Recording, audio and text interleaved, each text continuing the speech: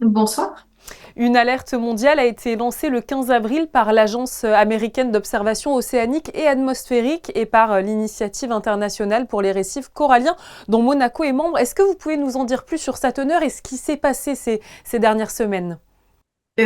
Alors, il y a des épisodes de blanchissement corallien qui sont de plus en plus nombreux et qui sont dus majoritairement au réchauffement climatique et aux vagues de chaleur successives qu'on rencontre tous les ans.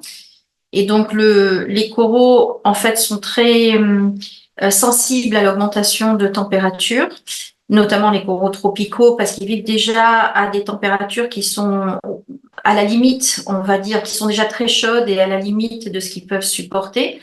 Et en réponse à ces vagues de chaleur, ils vont blanchir, c'est-à-dire qu'ils vont perdre les algues qui vivent en symbiose avec eux et qui leur fournissent la plupart de leur nourriture, en fait.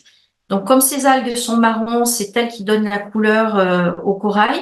Et quand les algues sont expulsées, on voit plus que les tissus transparents du corail avec le squelette blanc en dessous. Et c'est pour ça qu'on dit que les coraux blanchissent. C'est le signe d'une très forte, vous l'avez dit, perturbation de l'océan au niveau mondial. Quelles vont être concrètement les conséquences?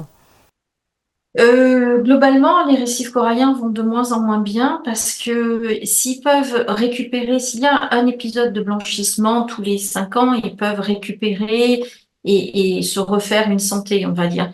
Mais globalement, là, il y a de plus en plus d'épisodes de blanchissement. Les températures sont de plus en plus élevées pendant de plus en plus longtemps. Et il y a une dégradation générale de tous les récifs coralliens. C'est-à-dire que les coraux meurent et comme les coraux sont la base des récifs coralliens, on a une perte de toute la biodiversité de ces récifs au fur et à mesure. Est-il possible, au vu de tous ces éléments, que les récifs coralliens soient le premier écosystème à être rayé de la carte du monde à cause de l'homme? Le premier, je sais pas. Je pense qu'il y a beaucoup d'écosystèmes qui vont disparaître à cause de ce réchauffement climatique.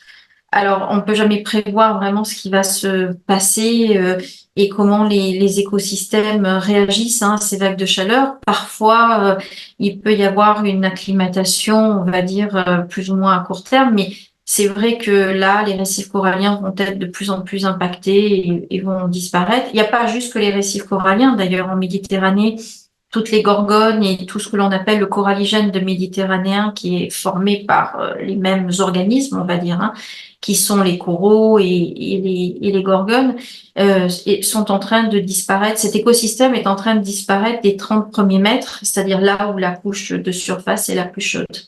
Que faut-il faire alors pour éviter que cette catastrophe écologique ne se produise? Euh, Combattre le réchauffement climatique, mais c'est déjà un peu tard.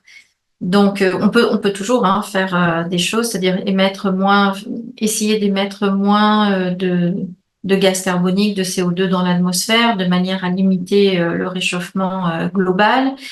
Il y a des autres expériences qui sont tentées sur les coraux tropicaux pour les rendre plus résistants au réchauffement climatique. Mais jusqu'à présent, ces méthodes ne sont pas complètement abouties. Donc, il nous faudrait plus de temps, mais du temps, il n'y en a pas. La Fondation Prince Albert II, l'Institut océanographique de Monaco et le Centre scientifique veulent, je crois, créer un conservatoire mondial du corail. Voilà, expliquez-nous un petit peu ce projet. Tout à fait. Donc, le but est de collecter des coraux qui sont en danger et en fait, de faire un peu comme dans les zoos qui peuvent protéger des espèces en voie de disparition.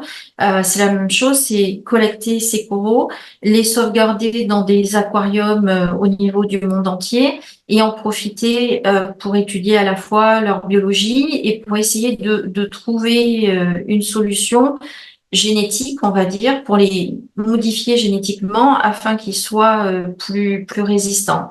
Alors, ça peut passer par des modifications génétiques de l'animal, mais aussi des bactéries ou des algues qui vivent en symbiose avec ces coraux. Un peu comme notre symbiote intestinale que l'on peut modifier pour nous rendre plus résistants.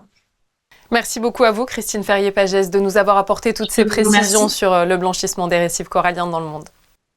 Merci.